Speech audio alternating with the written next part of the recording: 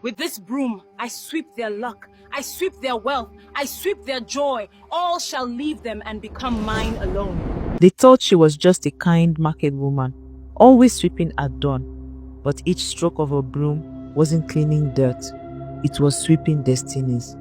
And when she pulled out a single paper money, even the biggest shops never knew they were trading their customers and losing their monies for her cause. Her name? Asenka, the woman with the broom of doom. Asenka was not like the other market women. She was a petty trader, the kind who never had much to sell. Today she might sit with a few baskets of tomatoes, tomorrow with a tray of mangoes. Some days her stall would be completely empty, yet she still came and sat with a smile as if business was good. But there was one thing Asenka never failed to do, her early morning sweeping. Every dawn, she took her broom and swept her little corner of the market, and not just hers. She extended it to her neighbors' corners too. Such a kind woman, the traders would say. She loves cleanliness, others would praise, but the truth was far from kindness. You see, Asenka's broom was no ordinary broom. It carried a secret, a dark charm placed upon it by a witch she once visited. Desperate for her business to prosper, Asenka had gone seeking help, and the witch gave her two things, a magical broom and a black clay pot. With this broom, the witch said, you shall sweep not only the dust of the market, but also the fortune of other traders. Sweep their paths, sweep their frontages, and with every stroke, their customers will walk to you. Then the witch pointed to the pot. Inside, Asenka was to dip a high currency note each morning. When she pulled out, she would carry to a big, prosperous shop to break into change. That simple act, exchanging the note, sealed the ritual.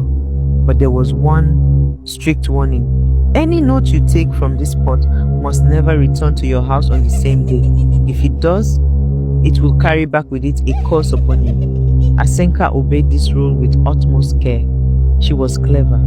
Each time she performed the ritual, she made sure to go far, sometimes to the other end of town, to change the money, and she timed it well, often just before heading home, so the note could not possibly find its way back into her hands. And so, the market woman thought she was simply a tidy neighbor. But in truth, with every sweep of her broom, Asenka was quietly stealing their customers, drawing their fortune into her empty stall. As time went on, Asenka's fortunes grew in strange and sudden ways. His stall was never filled with much, sometimes just a few baskets of tomatoes, other times a tray of fruit or small item. Yet each evening, when she returned home, she found bundles of money already waiting, neatly piled on her bed as if unseen hands had delivered them. While Asenka danced for joy over her treasure, the story was very different for others. Big shop owners, men and women who had traded for years, began to complain of money vanishing. Safes and lockers, whether in their homes or shops, mysteriously grew lighter overnight. Some traders accused their spouses or apprentices of being responsible. Some were arrested by the local vigilantes and taken away for questioning. They could not explain it, but the truth was simple. Once Asenka's enchanted note was mixed with their earnings, their wealth would slowly drain away, carried back into her hands. And so, while others sank into sorrow and confusion, Asenka rose higher. No one noticed how quickly she was advancing. From selling mere tomatoes, she added bags of rice, beans, and wheat. Within months, her once petty stall transformed. In less than a year, she had rebuilt it completely, stocking it with rolls of expensive fabric, silk, lace, cotton, and she dressed the part of a wealthy market woman. The other traders shook their heads and whispered, "What a hard-working woman. Fortune must love her." But only Asenka and the witch who gave her the broom knew the true secret behind the booming trade. Even as her business grew and she employed an apprentice to help manage the large shop, Asenka never let go of her morning ritual. No one was allowed to sweep for her, not even the young apprentice who begged to help.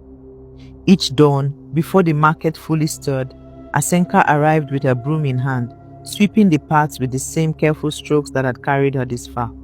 With every sweep, she claimed more customers before her apprentice ever opened the doors.